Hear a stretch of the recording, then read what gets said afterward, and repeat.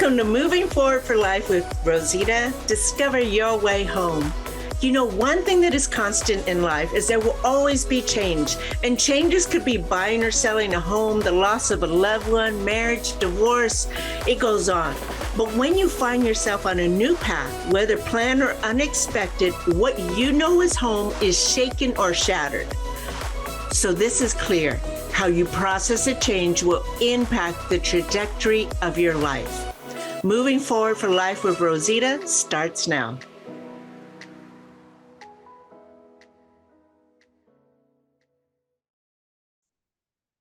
Hi, and welcome to Moving Forward for Life with Rosita. Discover your way home. I am Rosita, your host, founder of Moving Forward for Life, and a self-discovery life coach.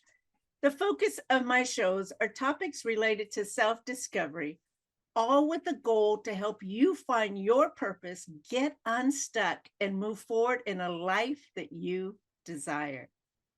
Today, I have the privilege of having a guest, Julie McLean. Now, Julie is a speaker, mental health advocate, author, and certified coach. In 2021, she spoke at the TEDxOcala stage. Her mission is to end the stigma of mental health. Julie, welcome. Thanks for joining us today. Thank you, Rosita. It's a pleasure to be here. I'm excited because this is a topic that a lot of people kind of steer away from, but I think it's super important that we, mostly you, bring awareness and educate everyone. And I thank you for allowing me to be part of this. Well, I thank you for helping me get this message out because it is a we conversation. It's not just a me conversation. I'm just the conduit to get it started. Yes. And today is going to be part one of a two-part podcast where we'll be discussing 3 signs of suicidal behavior in yourself. And then part 2 is going to be 3 signs of suicidal behavior in others, so that not only can we help ourselves, but we are helping others. Because Absolutely. A lot of times we're not aware, right? I mean, it's true. We're going to have bad days, but where's that line where the bad day becomes then into an unhealthiness or a suicidal thoughts, and how to recognize it? And so I think this is super important. And before we get started, Julie, can you give us a quick clip of your version, your story, because we only have 25 minutes. So I'm trying to pack everything in. We'll get it all in. I'll give you the Reader's Digest version. Okay. I have thought about suicide almost every day in my life, and I am a suicide survivor. And my last bout with dealing with suicide, my husband literally saved my life by asking me the most 3 important questions. And that was, are you okay? Do you want to hurt yourself? And do you have a plan? And without those 3 questions, I would not be here right now. Back in 2019, I had really gone through some trying times. I'll put it that way. And just one thing after another broke my spirit down time and time again. Until I got to May, and my husband came home to me crying and telling him I was leaving him. And he wouldn't take that for an answer. That's not who he is. So he asked me those 3 important questions, got me the help that I needed. And I needed help from other people at that time to be able to continue on my journey of recovery. And I started talking, and I talked about it all the time to my friends, to people I didn't know, to my family members. And it was just so healing for me to start talking that I realized that this stigma is terrible. Why do we have to have this stigma on mental health and mental illness? And, when it comes to mental health, we all have to deal with our mental health, whether it be good or bad. We manage it on a daily basis and we don't even realize it. So when we get to that point that we're not sure how to manage it anymore, that's when we need to really reach out to people. And you can't reach out to somebody if you're afraid of their response. So, Mhm. making it easier to talk about mental health and mental illness is the goal, because naturally the progression will be a reduction in suicide rates, because we'll be comfortable talking about it and seeking the help that what we need. Yeah.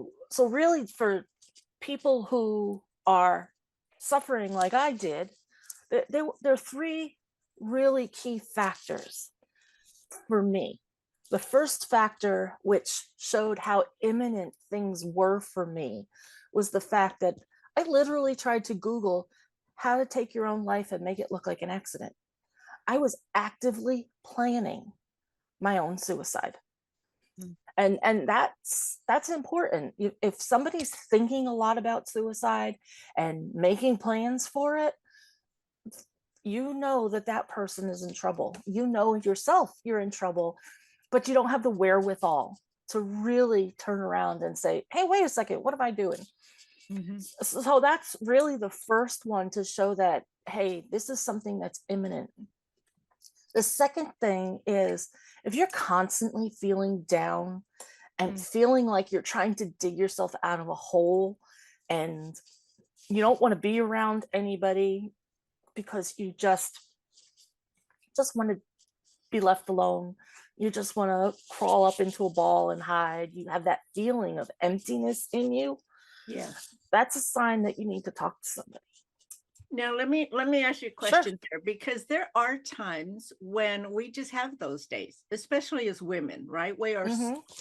overwhelmed, but we just keep on going because I mean, we've just been blessed to be able to do 1,000 things at one time and still hear the conversation somebody else Yes. is having. That is true.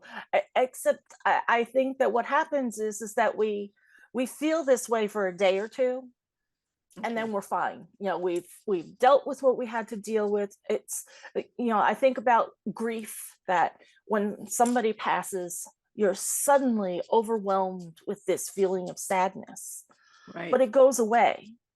When you are in the midst of a mental health crisis, that doesn't go away. It will So, continue, and no matter what you do, you can't get out of it. okay. So I was just trying to distinguish the fact of Mhm. being down for a couple of days. Yeah, And because you have to feel your feelings. The absolutely. more you push it down, it's going to erupt at some point. Yes. Where's the kind of the measure, so to speak, of okay, I'm down for a couple of days. Am I suicidal, or is it like for weeks on end? Like, is there kind of a So when you're down for a couple of days, you're usually trying to say to yourself, okay, I need to get out of this funk. Let's do something to get out of this funk. Mhm. If you're suicidal, you don't want to get out of the funk. Okay. You just are like, go away, leave me alone. Um, for me, I did a lot of thought processing of, why am I here? What is my purpose for being here? What would happen if I wasn't here? And learning that about myself really helped me start processing how to get healthier. Okay. But at that point in time, like I said, it was just one thing after another after another. And it simple, mundane things that nobody else would have had a problem with. But with my history and my past, it had been a problem. Mm. I was competing in a speech contest, and I had to stop competing because I had to help somebody else with something. And so it made me ineligible. So that really got me down. Somebody said something to me that really hurt me, and that got me down. That hindered you from doing the Right. speech tournament. Exactly. Okay. It starts that mind going is, oh my God, I'm not worth anything. And then I went to a conference. It was a 5-day conference. And for me, it was very overwhelming and one day too long. Mm. So I had that feeling of, I can't even go to a conference and be successful because I just don't feel like it. And then because of some tragedy in my past, My niece and my nephew both had babies, Mm. and that got me, as happy as that occasion was, it still got me upset because of my past. Mm. Mhm. And then the icing on the cake was that a dear friend passed away. Oh, And I was there that morning. I actually had left her hospital room to go get my husband, and we were a block and a half away from the hospital getting back when we got the phone call that she passed. yeah. And it was just absolutely heartbreaking for me because I love this girl so much. Mm. And I it can is relate a to big that. void in my life. Yeah. And within a week after that, and on top of it all, I had physical pain. I had my problems with my knees, and I had problems with my back. So I was in a lot of physical pain. And you get that feeling of despair and that feeling of, I can't go on any longer. And that's where I was at. And that's, when you're feeling like that, sometimes you don't have the wherewithal to Right. really understand that you're that far into your crisis. And at that point, you don't know what to do. So it's important to recognize these little things ahead of time so that you don't get yourself into that crisis. So you're some of the signs then in that time frame is the depression, the hopelessness, Mhm. the If you're in preoccupation with death. Yeah. severe pain can trigger Okay. a suicidal thought. Um, when you're in that process of a downward spiral, so to say, when those feelings and thoughts of suicide are getting stronger, you're either not sleeping or you're sleeping too much. So Mm. that's a sign to watch out for. Okay. Your mood swings.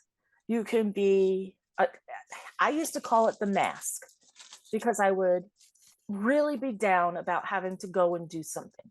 And I'd be like, I don't want to do this. I just want to go home. And then because I had to do it, I would open the door and I'd be, hi, I'm here.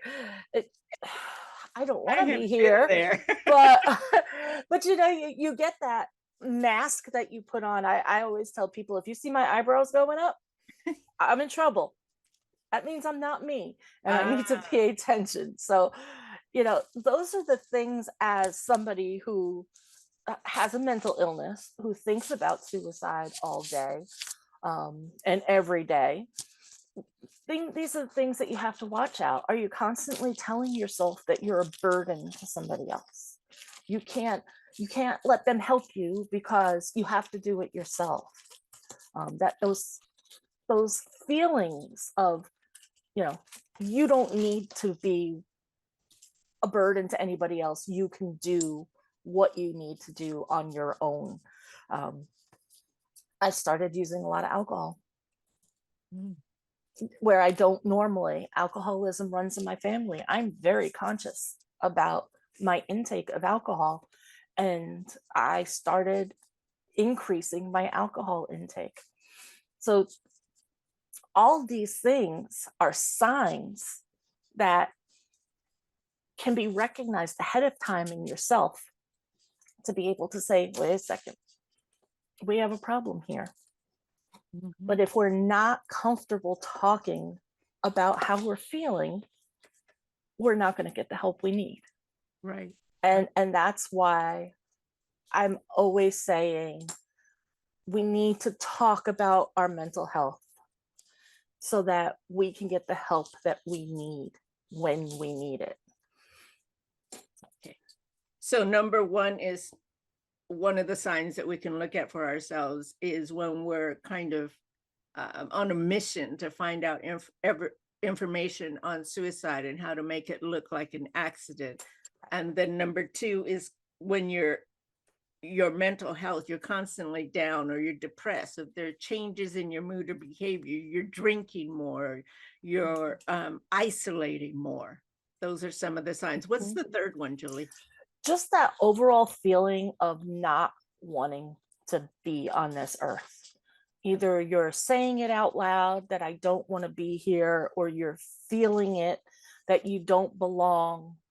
That's another sign that you're headed for a crisis and you need to, I'm going to keep saying it, you just need to talk. Yeah. But and then we'll get into this in the next, in part two, but you need to, as another person witnessing this, people need to be receptive to others talking about their feelings. But being a person who is dealing with these feelings, we need to be confident enough to express them and to be willing to get the help that's necessary. Okay, so what should we do when we notice some of these signs? What are some things that we can do to So if ourselves we're for ourselves? noticing these signs, not necessarily the constantly looking to make plans, that's when you should take yourself to an emergency room Okay. if you're recognizing it, because that means that your thoughts have brought you to a place where you could take your own life at any time. Okay. With everything else, if you start feeling like this, go to your general practitioner, find yourself a therapist, talk it through and find out. For me, I had chronic pain. So I had to go to my doctor to have that chronic pain fixed. If you've never seen a doctor about chronic pain, go to your doctor. Have that chronic pain identified. If you are having those constant feelings that you don't want to be here, or you're not worth anything, or you're not supposed to be here, go talk to a therapist. They, believe me, they'll help. A good one will help, and it's so easy to find a therapist nowadays with Zoom and everything. I've never physically met my therapist. Oh, so you go I online. I found her online. The first therapist I had, I did have to speak with, but I didn't like that. So if you don't like your therapist, don't hesitate to change your therapist. That's right. If they're a good therapist, they'll understand, Yeah. and they'll make sure that either they'll help you find one, or you just say, hey, this isn't working, I'm going to go find somebody else. And that's what I did.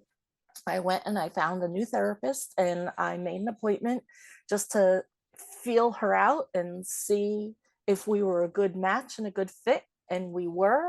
And it's been 3 years, and I'm still with her, and I still talk to her. And she's been going through my business journey and my need to talk about this to other people, and Yeah. to have other people be comfortable talking about mental health and mental illness. Yeah. Now, I just a couple of things. Of course, be kind to yourself. Figure out ways that will bring you out of that funk. Whether that's, for me, I go to the beach and just walk on the shores and just kind of reconnect with nature. But there, can you talk on your TED Talk I watched? You just define you had a definition or a comparison between mental health and mental illness. Can you bring that out here? So mental health is how we feel, how we act, how we respond.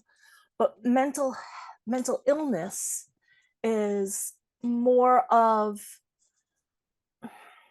it's more chemical. It's more of this, I can't remember the exact words I said in the TED Talk, but when it comes to mental illness, this is something that's persistent, that you don't necessarily have control over, because the neurons in your brain aren't connecting. You don't have the right chemicals, the dopamine and such, to be able to help get everything running right. So when it's not necessarily something that you can change on the fly, like you can with mental health. And mental illness is something that you have to really work at. But the mental health, like I said, you deal with mental health every day. You deal with mental health with mental illness, but mental illness is just something that you need to work towards change. And like myself, I have gone through a huge transformation on the way I think, the way I feel, the way I act towards myself. I spent many months learning how to do meditations to calm my brain. I did many affirmations on telling myself that I am worthy. I've Right. The most amazing book I've ever read was Negative Self-Thought and How to Change It by Shad Helmstetter. I can't even express how much that changed my life and how much sense it made, because growing up, the first word we learn is the word no. Right. And that's negative. And so we go through life with that no in our minds. And to be able to change that and change the way we think and feel and see about other things, it was a huge task Mhm. to get through. Yeah. No, I completely understand. When I Mhm, started my healing, I just started Googling everything like on the topic. Like mhm. I was dealing with somebody who was narcissistic, but I had no idea, like, Yeah. no idea what that was. And so I was able to find so many videos, books, just I read up on it. I invested in me to become Yeah. a better me. Yeah. It's funny because my suicidal crisis was in 2019. And I made the definite decision that I was going to spend the first 3 months of 2020 focusing on me. I taught myself the meditations. I taught myself the affirmations. I taught myself aromatherapy and even crystal healing. I went all out to try and change the mindset of mine that I was worth something. I was valuable. Yeah. My past be damned, so to speak. This is my present. This is my future is coming. I had to change the way I thought and significantly change that negativeness to positiveness. I'm so glad that you Yeah. did, because the work you're doing is Well, so and then important. COVID hit, and I just spent the rest of the year practicing. Now, I notice you have on your screen there suicide prevention lifeline Mhm. for somebody, because there's such a stigma, right, on even having suicide thoughts. And you might recognize it in yourself, but then you might be embarrassed to talk to somebody. Would you suggest that the suicide prevention lifeline would be a place to start to just open up dialogue and get resources? So I would say, if your thoughts of suicide are imminent, if you're like, forget the world, I'm done, I would say, yes, call the suicide prevention lifeline. Either Okay. text or call 988. You don't have to remember a whole bunch of numbers. However, if suicide is nagging at you, and you've had those thoughts that you don't want to be here any longer, there are so many other resources out there. The National Alliance on Mental Illness, or NAMI as it's called, NAMI, Mm-hmm. they are a great form of resource. And you can call them. They have a support line as well that you can talk to people. You can find different areas of therapy, whether it be a group therapy. If you're a parent, you get parental support. Children, they have teen programs and children's programs. So they are a great resource. There's even mentalhealth.gov Mm. that you can go to and find some resources. I would say that the Suicide Prevention Lifeline, if you're there, that's the perfect fit. You know what? And if you can't find anything else, go ahead and call them. They'll help you. Yeah. They're there to help. They're there to let you know that you are important.